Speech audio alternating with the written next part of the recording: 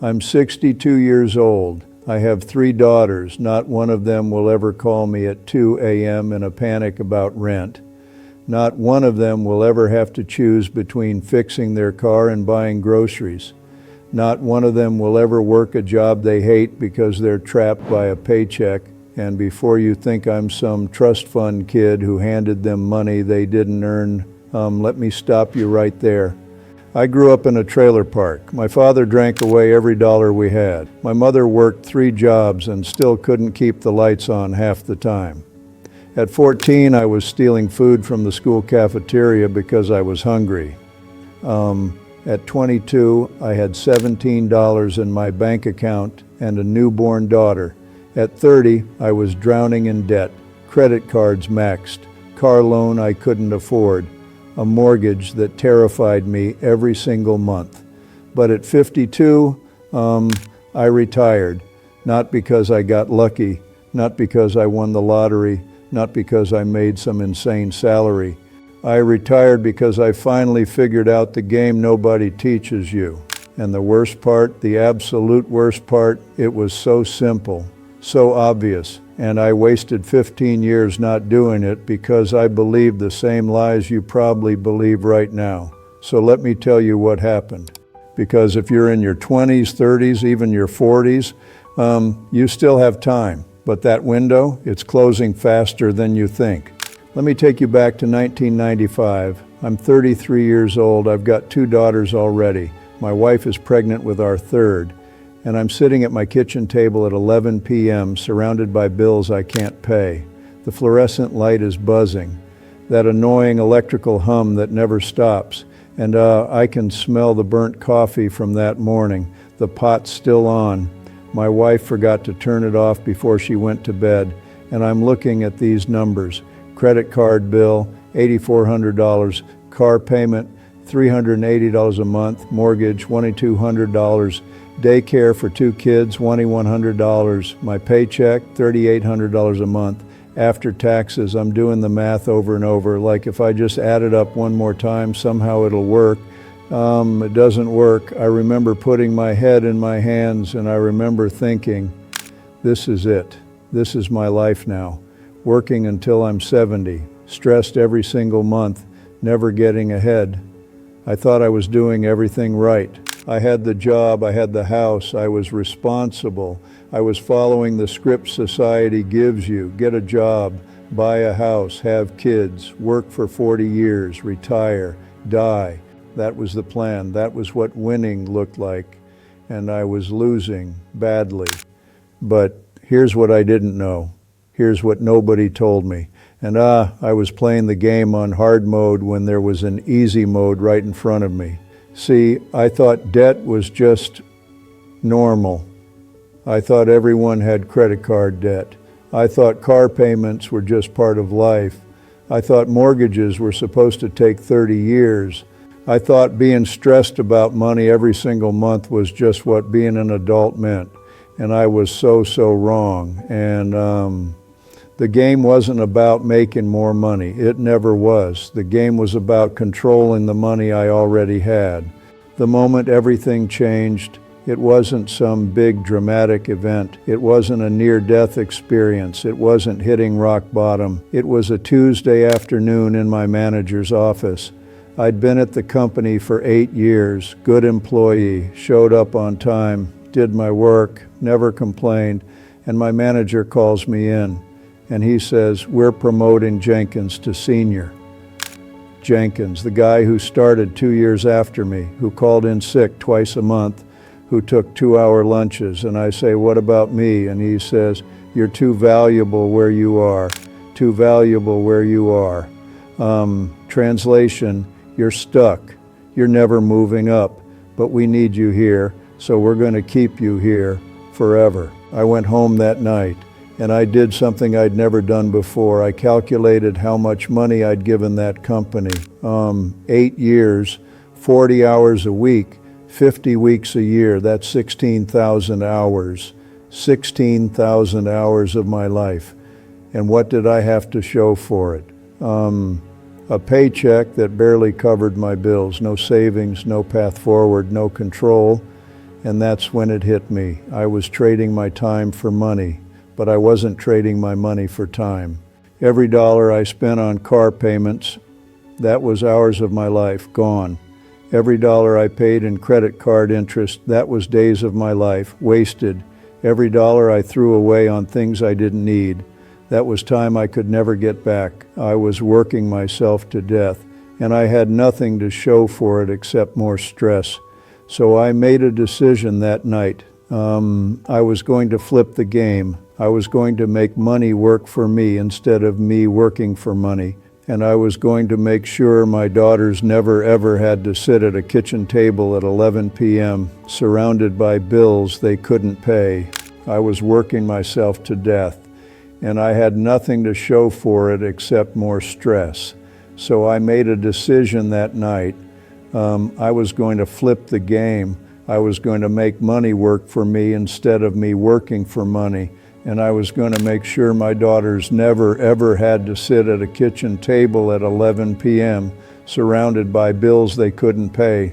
Now let me tell you what I did, because you can do this too. I'm not special.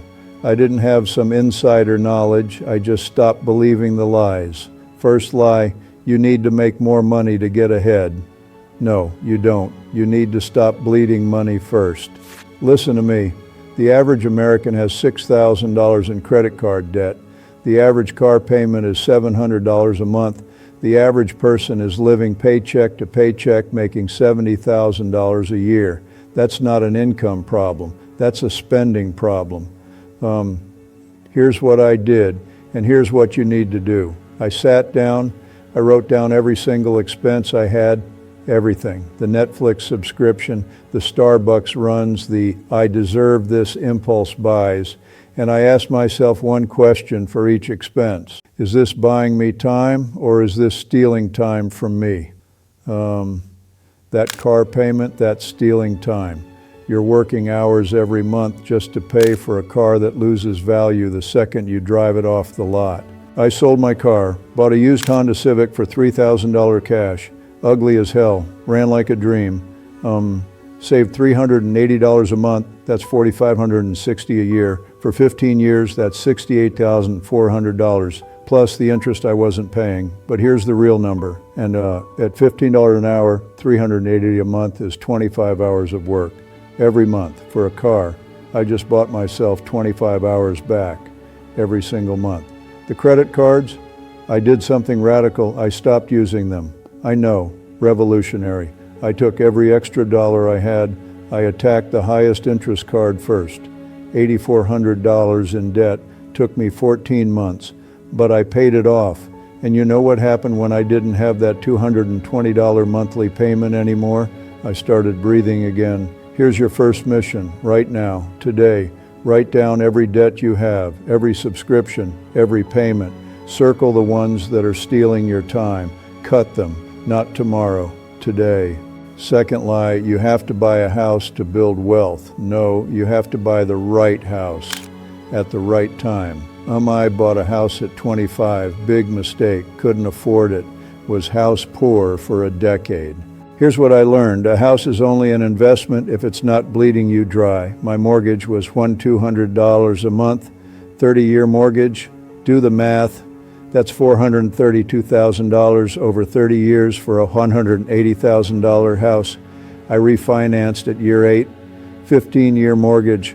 Payment went up to under $400, but I cut the total cost in half and paid it off in 12 years by throwing every bonus, every tax refund, every extra dollar at it. And when that mortgage disappeared, I started winning, finally. $2,400 a month, $1,800 a year. That money wasn't vanishing anymore, it was mine. But here's the real secret, the thing that changed everything for my daughters. I stopped seeing my house as just a place to live. I saw it as a tool. When my oldest daughter turned 23, she wanted to buy a condo, $150,000 she'd been saving. She had $30,000 for a down payment, and I did something most parents don't do. I gave her a loan, $120,000, at 3% interest, 30-year term. Now, before you think I'm crazy, let me explain the game. She pays me $506 a month for 30 years. That's $160 total. I collect $62,160 in interest. But here's the beautiful part, that $120,000, I got it from a home equity line of credit at 2.5%.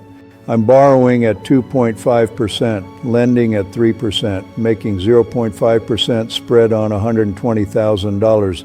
But that's not the real win.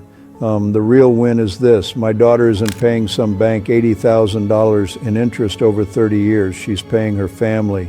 And when she pays off that loan, she owns a condo, no landlord, no rent increases, equity building every month. And me, I'm getting a return better than a savings account, and it's going to fund my retirement. But here's the thing most people miss. You can do this with your kids, with your siblings, with your parents. Stop making banks rich. Start making your family wealthy. Here's your second mission. If you have a house, look at your mortgage. Can you refinance to a 15-year? Can you pay extra every month?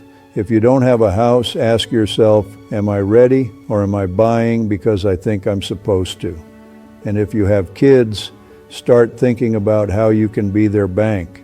Third lie, retirement is for old people. No, retirement is for people who set it up. I retired at 52, not because I was rich, because I was smart. Here's what I did, and here's what you're probably not doing. From age 35 to 52, I lived on 70% of my income. Every raise I got, didn't touch it. It went straight to savings. Every bonus, didn't touch it, savings. Every tax refund, savings. And I didn't just put it in a savings account earning 0.5% interest. I put it to work. 401k, maxed it. Every year, company matched 6%. That's free money. Roth IRA, maxed it every year. Tax-free growth. Index funds, boring, steady, consistent. And here's the magic. From age 35 to 52, that's 17 years. I put away $15,000 a year. That's $255,000. But with compound interest, with company matches, with growth, that $255,000 turned into $680,000 by the time I was 52.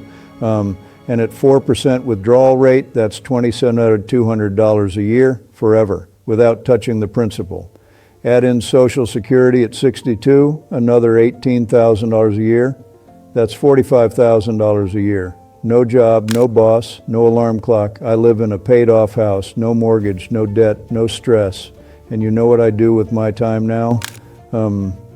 I fish, I read, I travel with my wife, I have dinner with my daughters every Sunday. I'm not rich, but I'm free. And my daughters, they saw this, they learned this. My middle daughter is 32. She's already saved $120,000. She'll retire at 50. My youngest is 28. She lives on 60% of her income. She'll retire at 48. They're not sacrificing their lives. They're not miserable. They're not living in poverty. They're just not buying the lies. Here's your third mission. Open a retirement account today, not tomorrow, today. If your company matches 401k, contribute enough to get the full match. That's free money. If you don't have a 401k, open a Roth IRA. Put in $50 a month. Just start. And here's the real secret. Automate it. Make it automatic. You can't spend money you never see. If your company matches 401k, contribute enough to get the full match. That's free money. If you don't have a 401k, open a Roth IRA. Put in $50 a month. Just start. And here's the real secret. Automate it. Make it automatic. You can't spend money you never see. I'm 62 years old. I have 10 years, maybe 20 if I'm lucky, left on this earth. And you know what I'm not doing with that time? I'm not working a job I hate. I'm not stressed about bills. I'm not lying awake at night wondering how I'm going to pay for my daughter's weddings or help with a down payment. I already did that. And the reason I can spend my last years actually living is because I spent 15 years being smart, not working harder, being smart. I see young people in their 20s, 30s, 40s, and they're making the same mistakes I made. They're buying cars they can't afford. They're racking up credit card debt. They're living paycheck to paycheck, making $80,000 a year. And they think they'll fix it later. They think they have time. You don't. Pause. Every month you wait is a month you can't get back.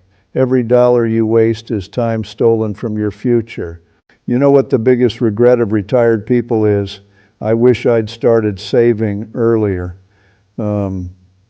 You know what the biggest regret of people on their deathbed is?